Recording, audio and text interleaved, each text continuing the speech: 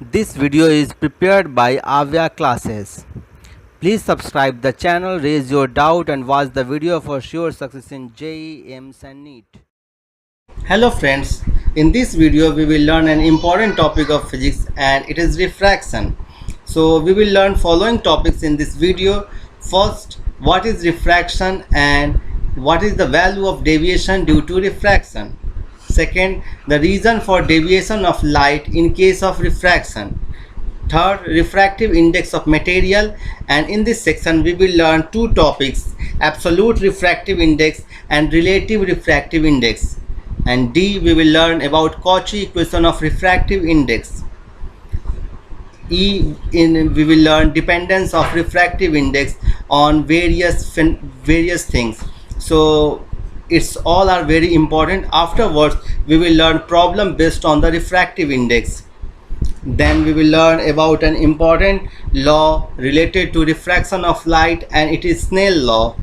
Afterwards we will learn refraction through several medium. So if we have more than one change in medium, then how the refraction occurs. And last but not least, we will learn about principle of reversibility. Friends, now we are going to discuss an important topic of physics, and is refraction of light. So what is exactly refraction of light? The bending of light ray passing from one medium to other medium is called refraction. So if a light ray passes through different medium, then its speed decreases, and because of that the direction of light changes, which is called as refraction. So it is shown here, and if you see here that when the light goes from optically rarer medium to optically denser medium, then it moves towards the normal line. So basically, suppose this is the boundary of two medium, and at one side you have optically denser medium, like water is optically denser with respect to air, and we may say that glass is optically denser with respect to water. So suppose this is air, this is water. So water is optically denser, and this is the boundary of these two medium. Now a line perpendicular to this boundary is called as normal line, and it has been observed that when the incident light ray is touching this boundary at making some angle I, then it bends towards the normal. So if an incident light ray moves from optically rarer medium to optically denser medium, it moves towards the normal. The opposite scenario is that when the light ray is moving from denser medium to rarer medium, then it moves away from the normal. So if a light ray, if I show here a light ray, if it is coming in this way making some angle theta, then the theta will increases because it is moving to the some optically rarer medium. So all those things are shown here in this figure.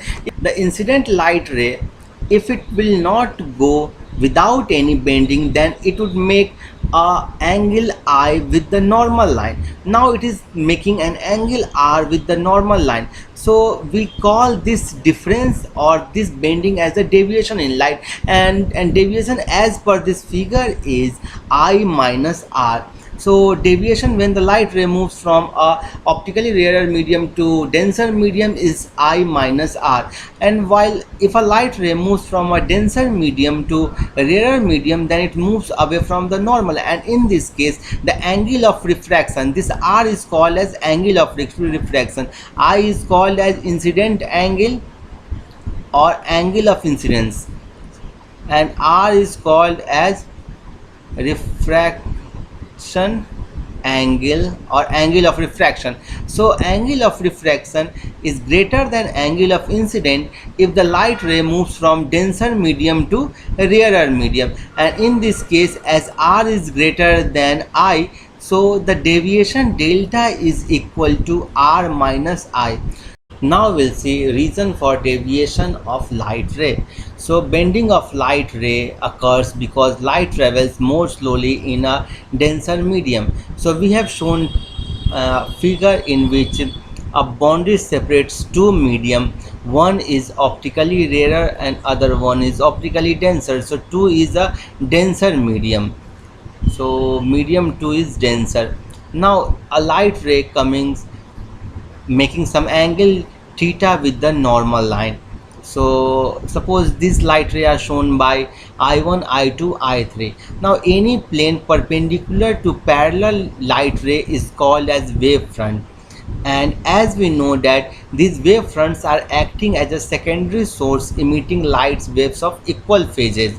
So as per this figure, P, Q and all light rays on this plane are in equal phases. They will move equal distance in equal time. So by the time P or the wave at point P moves to wave at R, the wave at Q moves to wave at S, and that's why these wave fronts are parallel to each other.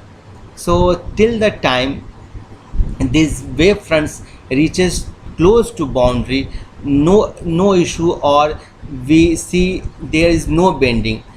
Now consider the wave front close to this boundary line, and I have shown it by this AB. So if you see this wavefront AB, then the point A has already touched the boundary while point B is away from this boundary.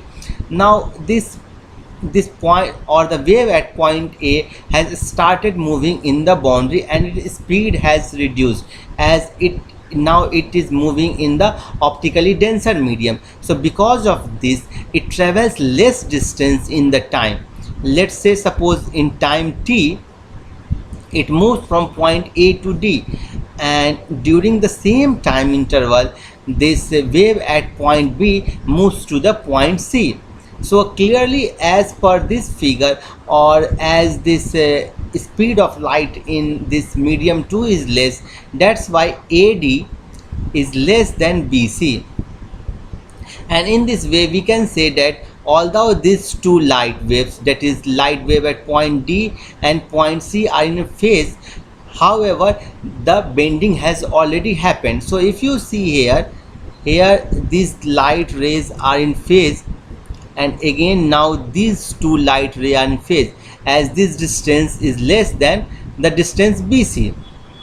So all those things are written here, that during the same time these wave fronts cover different distance due to change in speed and leads to bending of light. However, in the case of normal incident, these wave fronts cover equal distances and no bending of light is observed.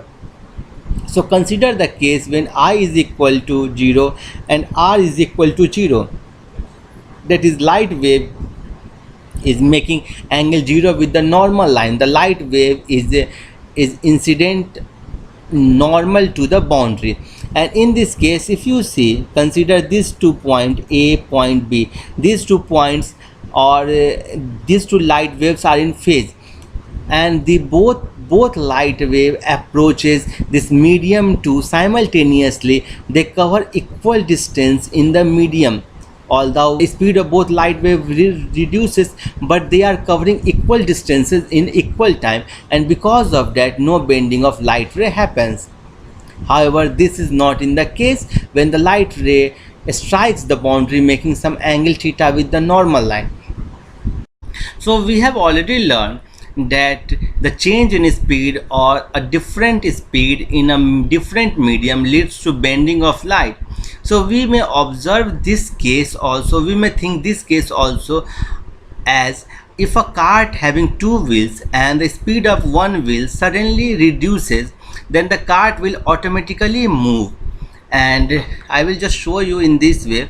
Like suppose this is the cart and it has two wheels, this wheel and this wheel, and this is moving with a uniform speed. Now if the speed of this wheel suddenly reduces, then the cart will turn in this direction, and earlier when it was moving in this way, now it will moving in this way. So and if the speed of this wheel reduces, then the opposite situation happens. So I think this concept is quite clear to you. Now if a pencil is dipped in a glass of water vertically, like if I dip a pencil in a glass of water vertically, suppose this is the glass of half filled water, and if I put a pencil in this glass, so and if I observe this pencil from upside, then there is no bending of light ray, as the object is moving in this direction, the light ray moving in this direction, and from there I is equal to 0, corresponding I is equal to R is equal to 0, and in this case no bending of light occurs. Now if I put this pencil making some angle, so this is half filled glass of water, and if a pencil is placed in this way, so clearly in this case this pencil makes some angle I, and because of this the light ray moves in this direction. Suppose light ray moves in this direction and the bending happens, and because of bending this pencil seems in this way. So you may also see this in your day-to-day life. So this is water and pencil, so it's a bending of pencil, and this is due to refraction of light ray. So now we will learn about refractive index. So what is refractive index? Refractive index of medium is that characteristic which decides speed of light in it. So it is scalar, unitless and dimensionless quantity. Basically decides the speed of light in it. That is, speed of light changes when the light moves from one medium to other medium, and the speed of light is determined by the refractive index of the medium, and we define refractive index by this formula. If mu be the refractive index of any medium, then mu is the speed of light in vacuum divided by velocity of light. Velocity of light in any medium is equal to c by mu. So velocity of light in any medium is reduced by a factor mu, and this mu is the refractive index of medium.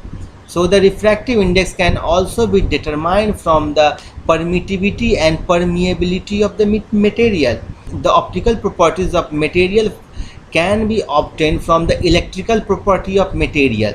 Like this, permittivity and permeability are electrical properties of material, and as we know that the refractive index is equal to c by v, and the speed of light in vacuum can be given by c is equal to 1 by epsilon naught mu naught.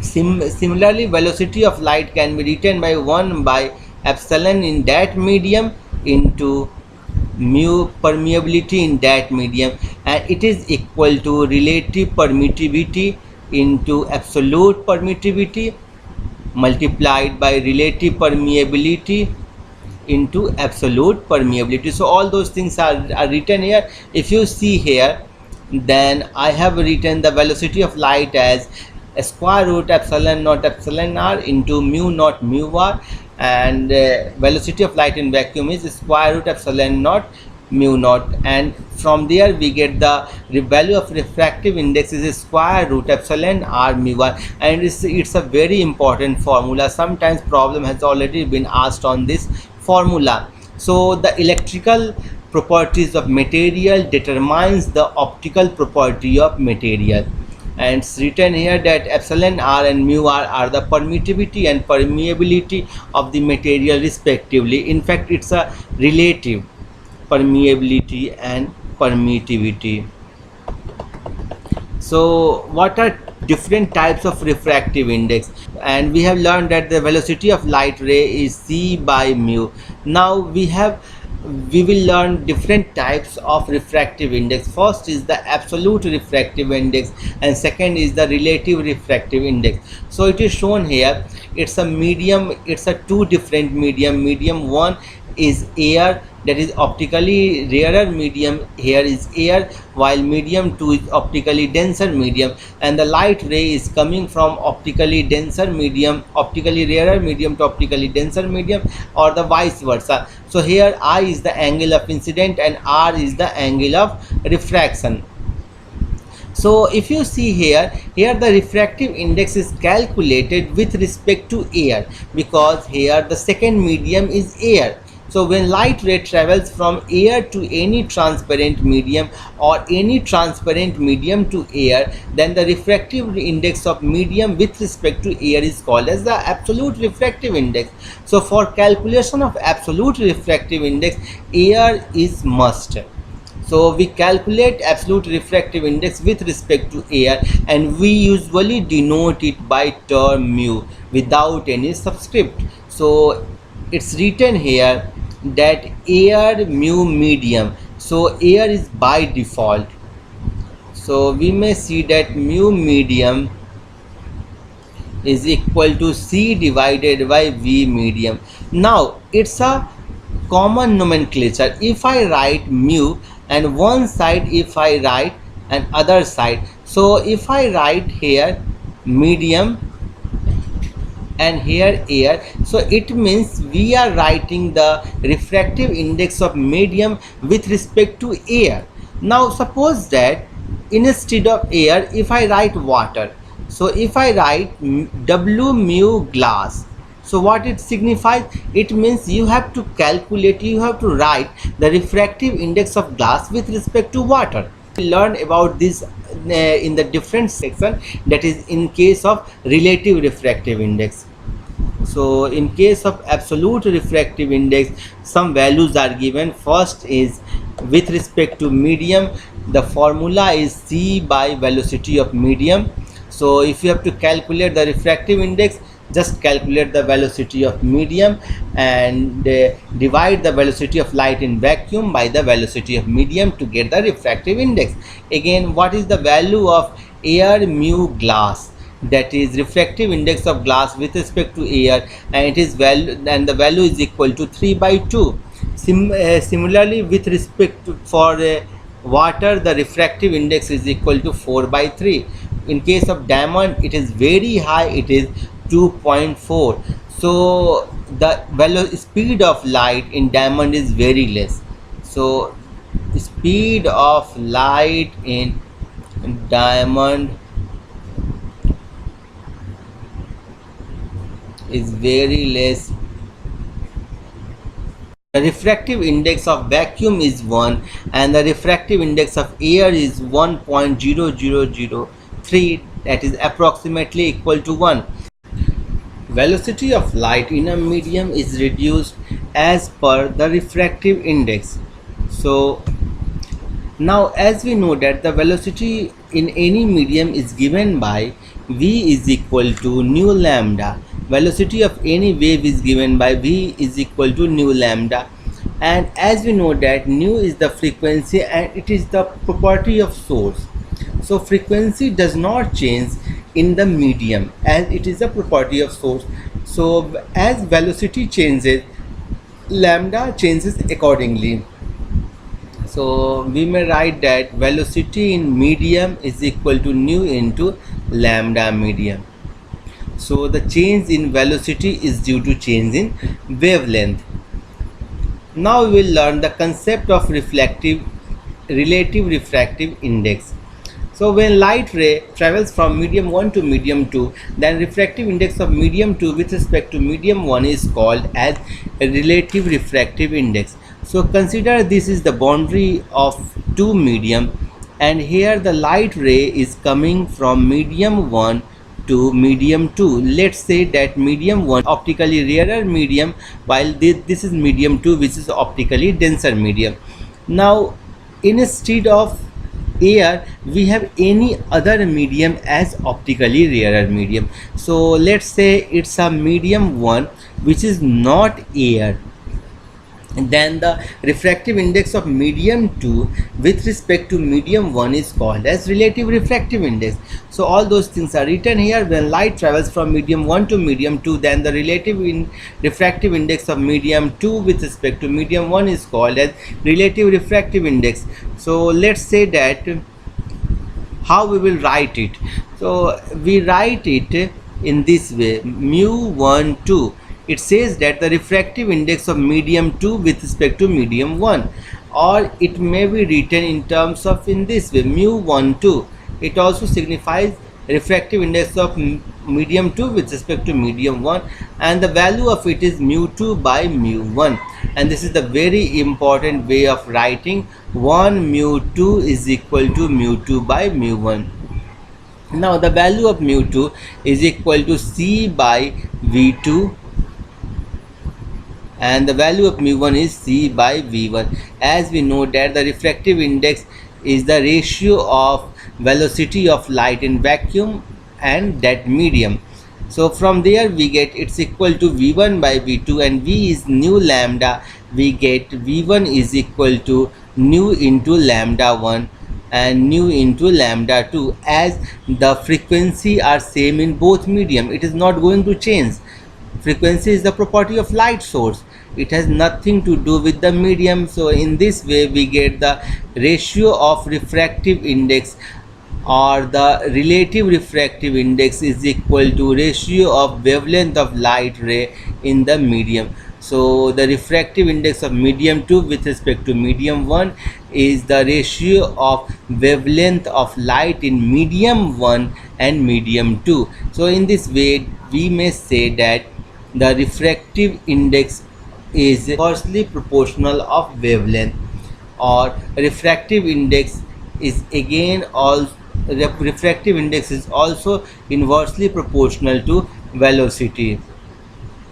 So now we have learned the concept of absolute refractive index and the relative refractive index. In case of absolute refractive index, we take refractive index with respect to air, while in case of relative refractive index we take refractive index with respect to any medium. Now we will see some example on this, like when light enters from water to glass. So here the rarer medium is water and denser medium is glass, and if we have to calculate mu wz, that is the refractive index of glass with respect to water, then it is equal to mu z by mu w. As we know that mu z is equal to 3 by 2 refractive index of glass with respect to air, and mu w is 4 by 3, we get 9 by 8. And similarly when the light enters from glass to diamond, then refractive index of diamond divided by refractive index of glass, and in this way we get the value is 2.4 divided by 1.5, that is equal to 8.8 by 5. Now Cauchy equation for refractive index. So what is this Cauchy equation for refractive index? This relation or this equation give you the dependence of refractive index on wavelength of light. So it is an empirical relation between the refractive index and wavelength of light for a particular transparent material. That is, for that material, what is the relation between refractive index and the wavelength of light. And if you see that mu is equal to a plus b lambda square plus c by lambda 4 and so on. So if we ignore the as the value of lambda is very less, so we may ignore the higher order terms, and in this way we may write mu lambda is equal to a plus b by lambda square. It clearly says that the higher the wavelength, lower the refractive index. So if I take the example of visible spectrum, so for visible spectrum we have VIBGYOR, that is violet, indigo, blue, green, yellow, orange and red, and they are increasing order of wavelength. So lambda is increasing. So in this way we say that it is in the decreasing order of refractive index. So it is written here as lambda red is greater than lambda violet, so the refractive index of red is less than refractive index of violet. In fact, by this relation you can calculate the order of refractive index, that is the refractive index of red is least in this visible spectrum and the refractive index of violet is highest. Now again, it's an important point to note that this equation is only valid for regions of normal dispersion in the visible wavelength region. In the infrared region, this equation becomes incorrect. So if if the option asks that whether the Cauchy equation is valid in the infrared region, you say absolutely not. And this is all about Cauchy equations. Now we will learn the next concept, dependence of refractive index. So dependence of refractive index depends upon the following factors. First is the nature of media of incident and refraction. So it's quite clear that whether which medium we were talking about, the refractive index depends on that medium. Like if we are talking about water, its refractive index is different with respect to the refractive index of glass, and from which medium the light ray is coming to and going to which medium. So all those things define the value of refractive index. Now the second is the color of light or wavelength of light. So color of light and or the wavelength of light also define or also determine the refractive index, as we have already learned that in case of visible spectrum, the lambda increases from V to R, and correspondingly the refractive index decreases from V to R. That the refractive index of V is highest and R is least in this spectrum. Now the temperature of media, and it's a very important relation, very important relation, that the refractive index decreases with the increase in temperature. We will see it lot of application, like suppose that in the desert area sand become hot and the air close to sand become less dense than the air in upper than the upper layer of air. So this is denser air, this is rarer air, and we may see that the refractive index increases. So mu increases if we go in upward direction. So temperature increases, the refractive index decreases. Now we will see some problem based on this concept, and first I have picked from EMS 2006. For a wave propagating in a medium, identify the property that is independent of other. So clearly if you see the option, then the frequency is independent of other, as the velocity also depends on the medium. Velocity is a function of medium, and how we know that velocity is equal to c by mu. So velocity depends on medium. Wavelength, lambda is also a function of medium, that lambda also changes as the velocity changes. However, frequency is the property of source and it is independent of the remaining two terms. Now second problem is also from EMS 2006. In refraction, light waves are bent on passing from one medium to second medium. Because in second medium, and you have given four options, we have already learned that due to different in speed, or as the speed is different in the second medium, the bending of light ray happens. So answer will be C, bending of light ray is due to change in speed.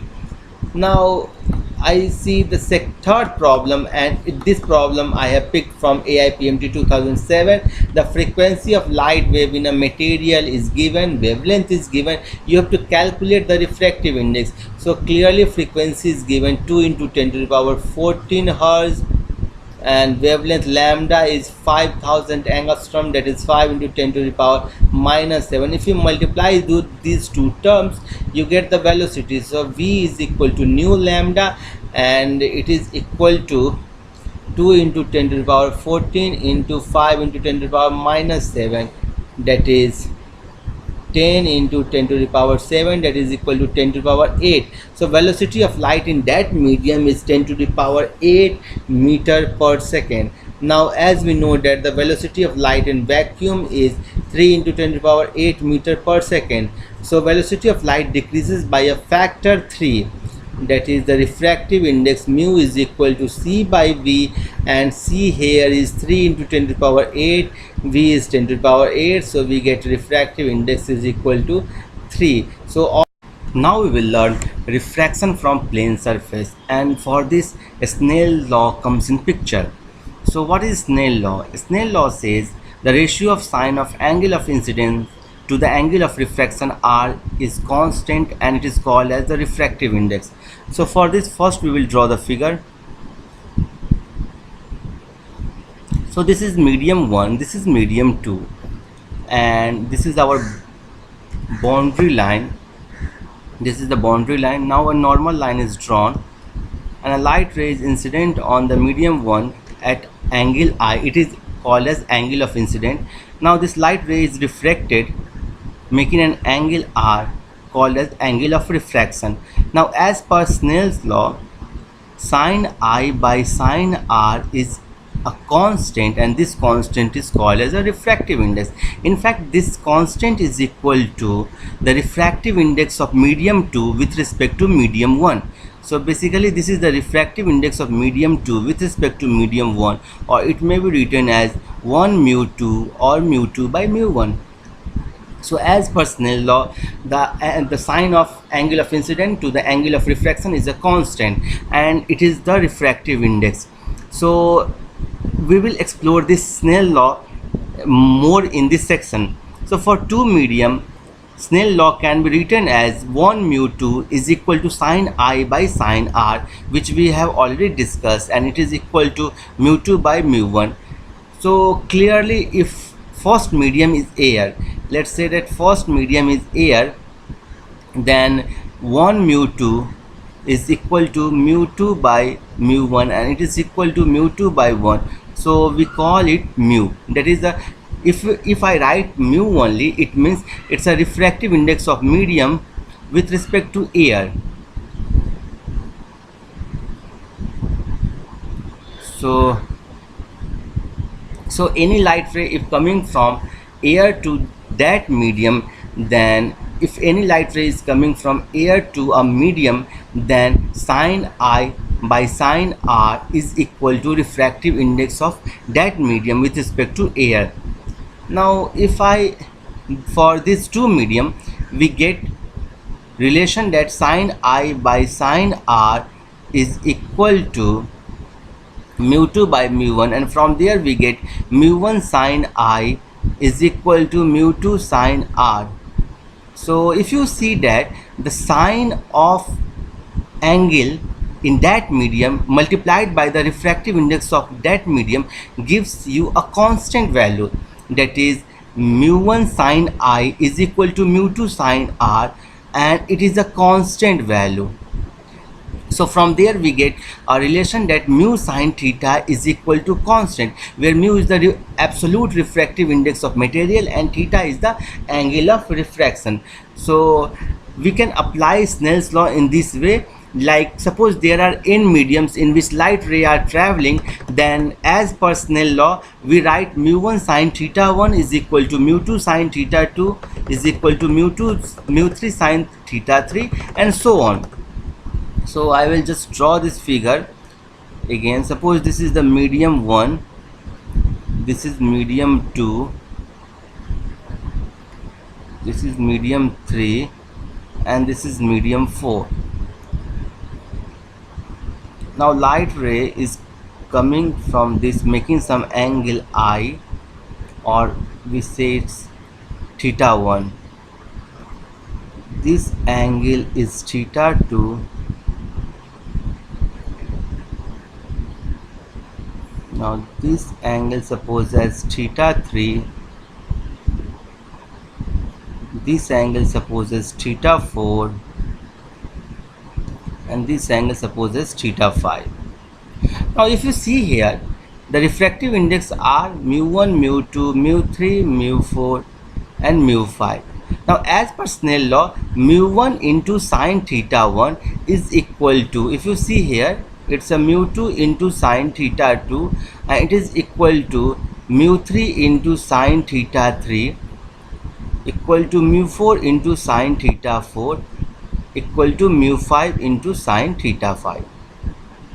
So as per Snell law, all are equal to each other, so they must be equal to some constant, and it's had a numerous application. The case when the final incident medium and the final emergent medium are same, That is, if we see this figure, then if medium 1 and 5 are same, so if medium 1 and 5 are same, then we will see that the incident and emergent ray are parallel to each other. So I will show you here, like as per this figure, and as we know that from the Snell's law, sine of angle of refraction divided by sine of angle of incident is equal to refractive index of medium 2 divided by refractive index of medium 1. So if I write all equation in this way, then we get sine theta 3 by sine theta 2 is equal to mu 3 by mu 2, sine theta 4 by sine theta 3 is equal to mu 4 by mu 3, and sine theta 5 divided by sine theta 4 is equal to mu 5 by mu 4. Now if you multiply all terms, then what you will get? You will get sine theta 5 divided by sine theta 1 is equal to mu 5 by mu 1. Now as we have already said, that the 1 and 5 both medium are same, both having same refractive index, so mu 5 is equal to mu 1, and we get mu 5 by mu 1 equal to 1, and from there we get sine theta 5 is equal to sine theta 1. That is, the angle theta 5 is equal to angle theta 1. So clearly, when a light ray passes through through several media, and the first medium and the last medium are same, then both incident and emergent ray are parallel to each other. And it has also application. Sometimes the problem has been asked in AI PMT based on this concept. Now we will learn the principle of reversibility. So what is this principle of reversibility? It says that the refractive index of medium 2 with respect to medium 1 is inverse of refractive index of medium 1 with respect to medium 2, and it is quite clear. Like as we know that 1 mu 2 is equal to mu 2 by mu 1, and 2 mu 1 is equal to mu 1 by mu 2. So first is the refractive index of medium 2 with respect to medium 1, and this is the refractive index of medium 1 with respect to medium 2. So if you see here, then it's quite clear that 1 mu 2 is equal to 1 by 2 mu 1, and this relation is called as principle of reversibility.